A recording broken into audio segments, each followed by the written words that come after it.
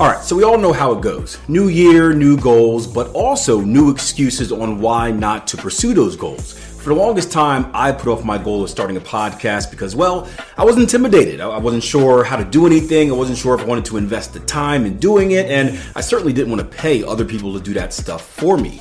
Luckily, I came across Spotify for Podcasters, which calmed my nerves as they allowed me to do everything from recording to editing to scheduling and even monetizing my podcast from a single place with literally a click of a few buttons. Seriously, how do you think I crank out 3 episodes a week with such ease? Another cool thing is that they allow me to interact with you guys, which gives me awesome ideas for new episodes and feedback on what you like the request to do more video episodes, right? Best of all, they do it for free.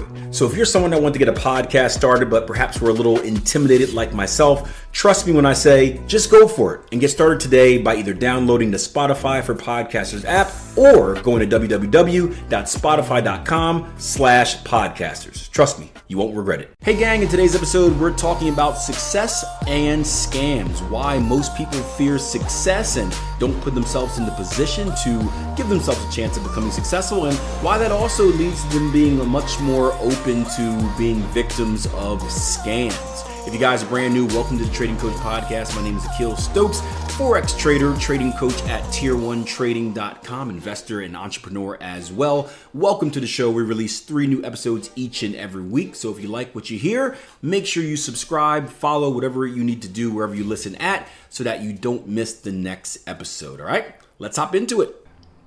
So we know that we have a 2.5 to 1 risk reward. Or what do we say? A 2 to 1 risk reward. Right? So we know our risk reward is right down here, 2 to 1.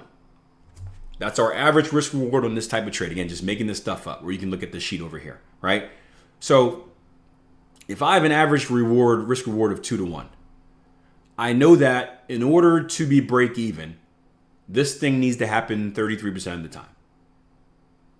So if I'm going through all my back testing results and I'm looking at this pattern and I've got hundreds and hundreds of cases, and I see that 40% of the time, it happens all the time, right? 40% of the time, it does what I think it's going to do. And if I average a 2 to 1, this is a profitable strategy, right? That's literally all it takes. That's literally all it takes. Now, again, it's I don't want to simplify it. It's hard work because you have to learn how to recognize it, go on the chart, go through hundreds and hundreds of trades, years and years and years, track data over data over data over data, right? But it's not hard work, it's tedious work. The problem is, most people are lazy. They don't want to do tedious work. It was funny. I said this before. Someone sent me they forwarded to a book by Van Tharp. I forgot what book it was, but I was talking about scammers, and I said that, hey, there are some genius scammers out there. This is why I don't poo-poo most people that get scammed, right? Because there are some genius scammers out there. People that will create fake websites and fake names. Again, once I followed myself on Instagram before. I don't know what the hell I was thinking, but I got a friend request from myself, and it looked so real that I followed myself. And then I'm like, what the hell, okay, what am I doing, right? But people are geniuses, right? And I have pity for people that fall for those type of scams because some people are just good, right? You see all types of stuff out there, but the majority of scams are bogus, right?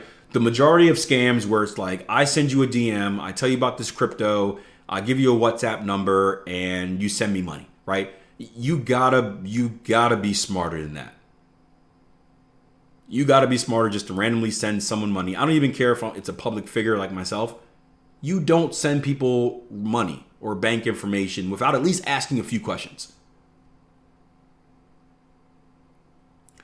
But, so I thought, I have this theory that the majority of people being scammed kind of deep down know they're being scammed, but it's easier and maybe more of an excuse than actually trying and failing on their own, right? I do believe failure is easier than success. It's much harder to be successful than failure, mainly because success comes with pressure and expectations.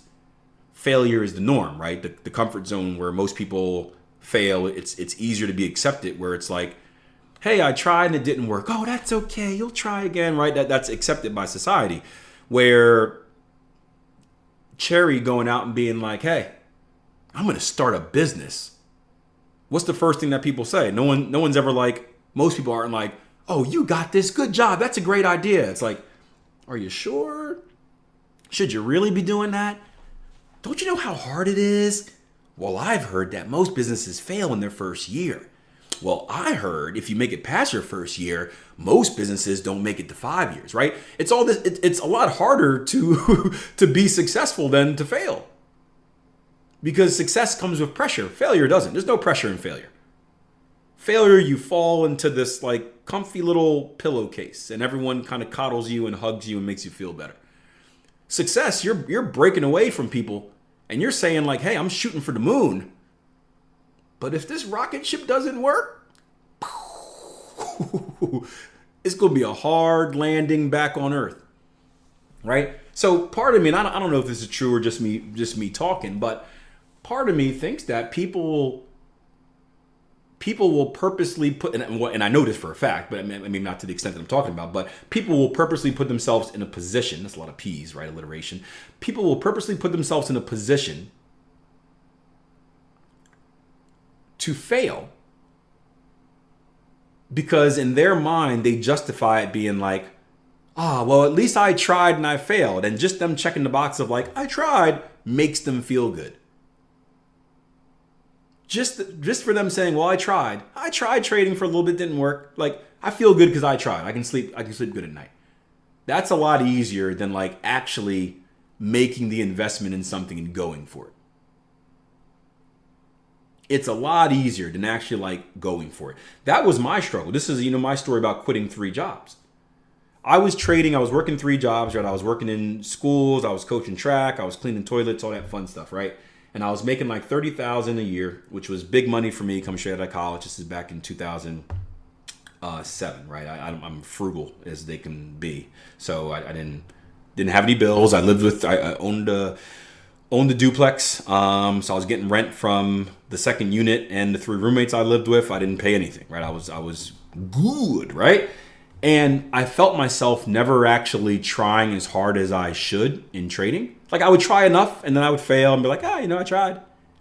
Because there was no urgency. There was no like, I kept landing on this fluffy pillowcase and I'd be like, soft landing, I'll be okay, right? And then I realized like, man, I'm not getting anywhere. Like I'm doing all this trying, I'm not getting anywhere. Like this is gonna, like I'm gonna be a loser. Like I'm not actually trying. I'm not. I say I'm going for it, but I'm not really going for it, right? Same thing in sports. You see a lot of players where it's like they do the bare minimum. They go into the weight room, they lift just enough, or they practice just hard enough. But if you want to be successful as an athlete, like you got to go hard. You got to do extra. You got to be in that film room when no one tells you to be in that film room. You got to fail in that last set and push yourself to the extreme. I didn't do that with trading, and it was no surprise I wasn't successful. It wasn't until I quit my jobs and I kind of jumped off that cliff and said, hey, figure it out, Akil. No more pillows to land on. That's when I really got urgent. That's when I really got focused. And I was like, let's do this. And then I still failed a couple times, but it happens. But it was a different mindset that unlocked. So I do believe that people will purposely sabotage themselves just to check the box, just to say they did. And they can tell friends that you tried something, but you didn't. But deep down, you didn't really try. Deep down, you didn't really try. George said, I think a lot of them are living in survival mode, hence willing to believe what they're being sold.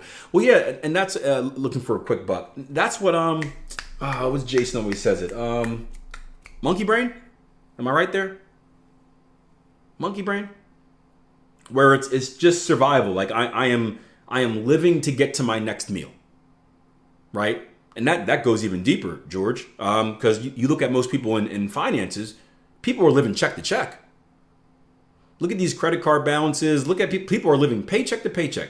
COVID was a great example of this, right? A lot of people got laid off during COVID. Not fun, not cool. I feel bad for everyone. It was a harsh time where you realize that your company, your employer, does not actually care about you. This whole time you thought they did, until times get hard, and then you realize that all they care about is the bottom line, and you are expendable. And they cut all these people.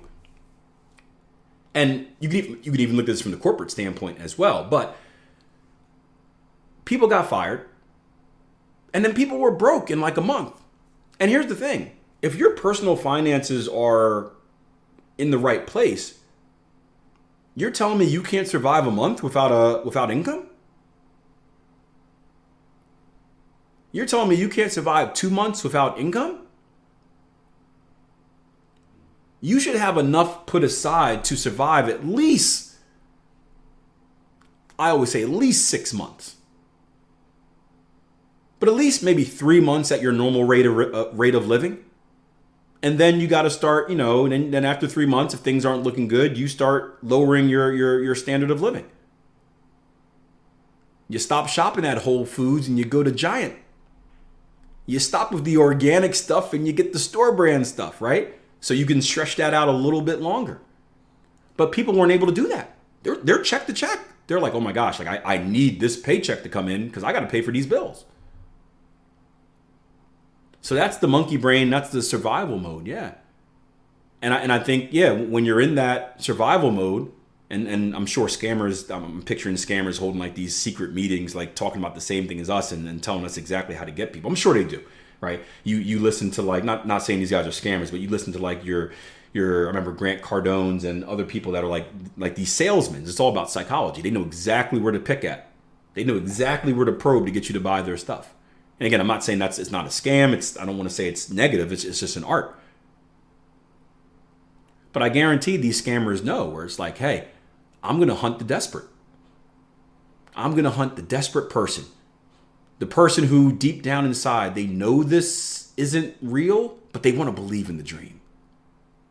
They want to be sold the dream. They want to be sold the dream. They want to buy it, right? I remember hearing Grant Cardone say that, like they want to buy. They wouldn't be here if they want to buy. You're not forcing them to buy it. They want to buy already. You're just offering the opportunity. I'm like, oh man. I wasn't a big Grant Cardone fan. It was too high pressure, like sales, like don't let them off the phone until they say no. But it's those type of things. So I think a lot of traders are in that mindset where they want it so bad and they want it so bad so quickly without work that they're willing to block off what they know is not real in hope, right? That hopium. In hope that what they're being sold is real. And then if it's not real, if they get scammed, that's just their excuse for not doing it. Well, I tried it, but they scammed me. So every Forex trader is a scam. Every Bitcoin trader is a scam. And that's why I won't pursue it again. So they make up these excuses where everyone else is the bad guy and that's why they can't survive, right? The system is against them.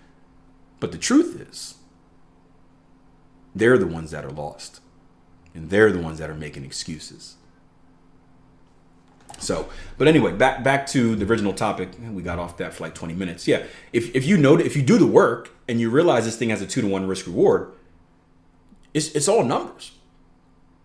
If this thing wins more than 33%, boom, you're in there. If it wins 50%, we're just working up this line. We're starting down here and we're working up. Okay, I need to get to a minimum of here just to be break even. A little bit more because of spreads and commissions. All right, minimum of here just to get the break even.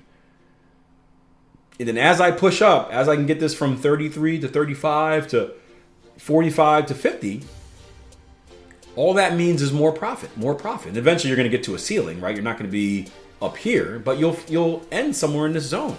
And boom, you've got a nice price action strategy. So the very end may seem off subject, but this conversation actually sparked from one of our Q&A sessions where we started off talking about strategy development and risk reward versus win percentage and how developing a strategy isn't the hardest part, right? It takes time and whatnot, but the hard part that most traders won't do is the work, right? Putting in the work, actually going through the task, dotting the I's, crossing the T's, putting in, acquiring data, that's going to allow you to see if your strategy is profitable or not. So didn't want to seem like it was a different episode left in by mistake. It did relate to the full conversation and want to give you guys a little bit of a taste of some of the things that we discuss on a regular basis over at tier1trading.com.